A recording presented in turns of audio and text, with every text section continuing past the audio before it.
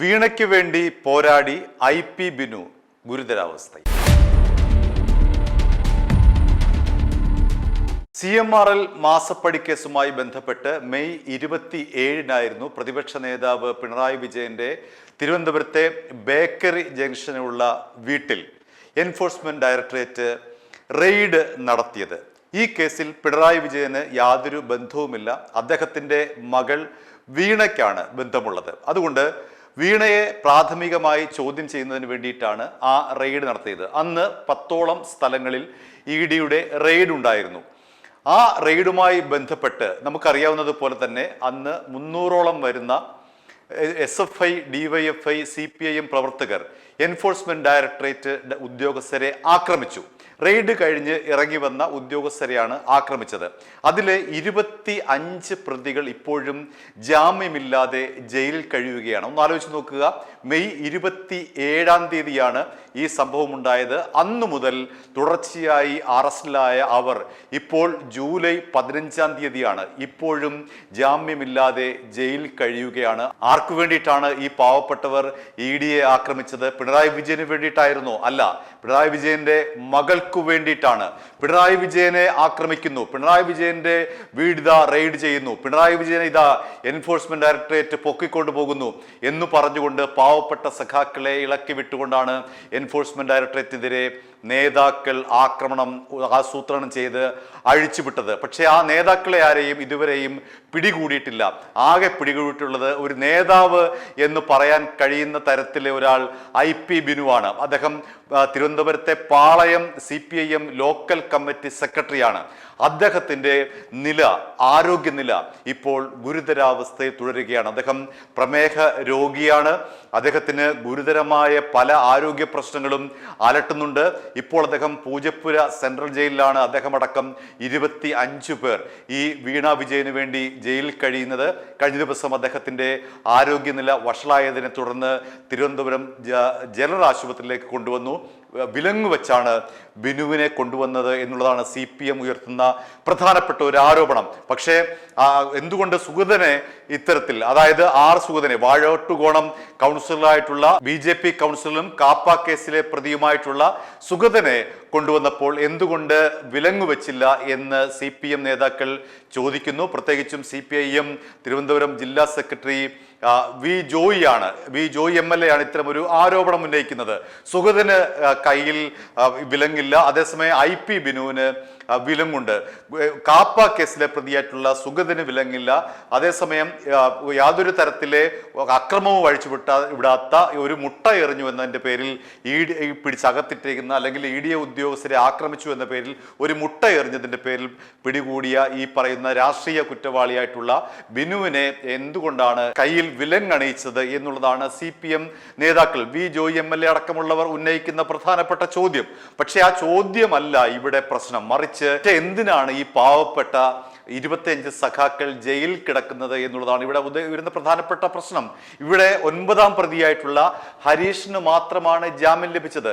2 FIR ആണ് അന്ന് EDയെ ആക്രമിച്ചതുമായി ബന്ധപ്പെട്ട് പോലീസ് രജിസ്റ്റർ ചെയ്തത്. ഒന്ന് പോലീസിനെ ആക്രമിച്ചു എന്നുള്ള കേസും 2 എൻഫോഴ്സ്മെന്റ് ഡയറക്ടറേറ്റിനെ ആക്രമിച്ചെന്നുള്ള കേസും. ആ എൻഫോഴ്സ്മെന്റ് ഡയറക്ടറേറ്റ് ഉദ്യോഗസ്ഥരെ ആക്രമിച്ച കേസിലാണ് ജാമ്യം ലഭിക്കാതെ 25 പേർ കിടക്കുന്നത്. 26 പേരായിരുന്നു. അതിലെ 9ാം പ്രതിക്ക് പബ്ലിക് പ്രോസിക്യൂട്ടറായിരുന്ന ഗീനാകുമാരിയുടെ ഇടപെടലിനെ തുടർന്ന് ജാമ്യം ലഭിച്ചു. ആ കേസ് ഇപ്പോൾ അതിന്റെ ജാമ്യാപേക്ഷയുമായി എതിർത്തുകൊണ്ടുള്ള ആ കേസ് ഇപ്പോൾ ഹൈക്കോടതിയുടെ മുൻപാകെ നിൽക്കുകയാണ്. അങ്ങനെ EDയെ ആക്രമിച്ച കേസിലെ ഒരാൾക്ക് മാത്രമേ ജാമ്യം ലഭിച്ചിട്ടുള്ളൂ. ബാക്കി എല്ലാവരും ഇത്തരത്തിൽ ജയിലിൽ കഴിയുകയാണ്. എന്തിനു വേണ്ടി? വീണ വിജയനെ എൻഫോഴ്സ്മെന്റ് ഡയറക്ടറേറ്റ് ചോദ്യം ചെയ്യാൻ വന്നപ്പോൾ അത് പിണറായി വിജയനെതിരായിട്ടുള്ള ആക്രമണമാണെന്ന് തെറ്റിദ്ധരിപ്പിച്ചുകൊണ്ട് ഈ പാവപ്പെട്ട സഖാക്കളെ തെരുവിലിറക്കുകയും എൻഫോഴ്സ്മെന്റ് ഡയറക്ടറേറ്റ് ഉദ്യോഗസ്ഥരെ ആക്രമിക്കുകയും ചെയ്തു എന്നുള്ളതാണ് ഈ കേസ്. ഈ കേസിൽ ഇപ്പോൾ IP ബിനുവിന്റെ ഷുഗർ കൂടിയിരിക്കുകയാണ്. അദ്ദേഹത്തിന്റെ കാലിലേക്കുള്ള രക്തയോട്ടം കുറഞ്ഞിരിക്കുകയാണ്.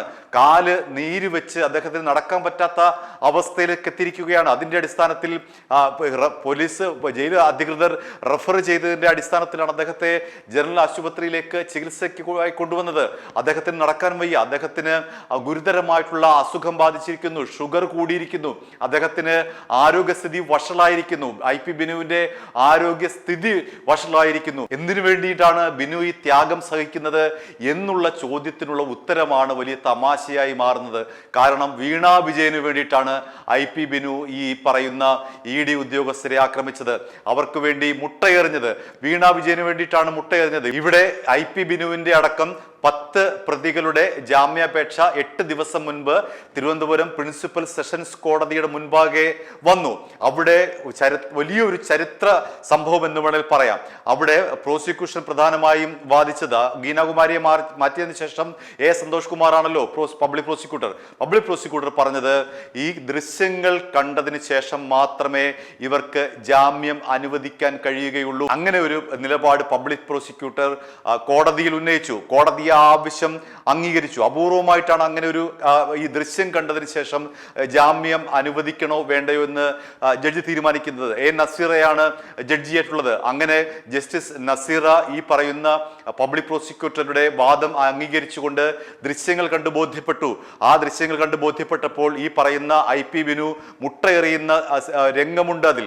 അങ്ങനെ ED ഉദ്യോഗസ്ഥരെ ആക്രമിക്കുന്ന ദൃശ്യങ്ങൾ കൃത്യമായി കണ്ടുകൊണ്ട് തന്നെയാണ് ജഡ്ജി ഇവർക്കുള്ള ജാമ്യാപേക്ഷ തള്ളിയത്.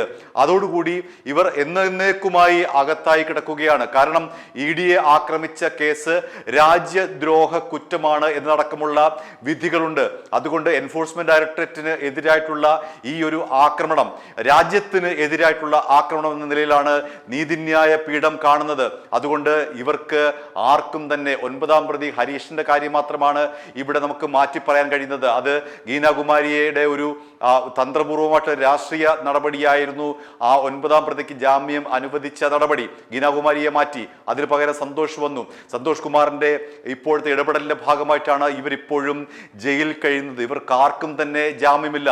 ഇനി എന്നാണ് ഈ കേസിന്റെ വിചാരണ പൂർത്തിയാക്കുന്നത് എന്ന് നമുക്ക് പറയാൻ കഴിയില്ല. കാരണം ഈ ഒരുപക്ഷെ ഇവരെ വിചാരണ തടവുകാരായി ആ കേസിന്റെ വിചാരണ തീരും വരെ ഒരുപക്ഷെ ജയിലിൽ കിടത്താൻ സാധ്യതയുണ്ട്. അത്രമാത്രം ഇവരുടെ ജീവിതം തന്നെ പോയിരിക്കുന്നു. 25 കുടുംബങ്ങളാണ് അനാഥരായി പോയത്.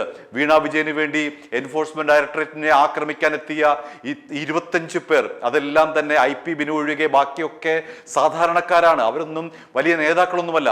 ഇതിന് ആഹ്വാനം ചെയ്ത നേതാക്കൾ ഇപ്പോഴും വിലസി നടക്കുകയാണ്. അവരെ ആരും തന്നെ പോലീസ് ഇപ്പോഴും അറസ്റ്റ് ചെയ്തിട്ടില്ല എന്നുള്ളതാണ് ഏറ്റവും പ്രധാനപ്പെട്ട കാര്യം. കാരണം ഈ 300 പേരെ വിളിച്ചു വരുത്തണമെങ്കിൽ അതിന് പിന്നിൽ കൃത്യമായിട്ടുള്ള ആസൂത്രണമുണ്ട് എന്നാണ് എൻഫോഴ്സ്മെന്റ് ഡയറക്ടറേറ്റ് ഹൈക്കോടതിയിൽ കക്ഷി ചേർന്നുകൊണ്ട് ഉന്നയിച്ച പ്രധാനപ്പെട്ട ഒരു വാദം.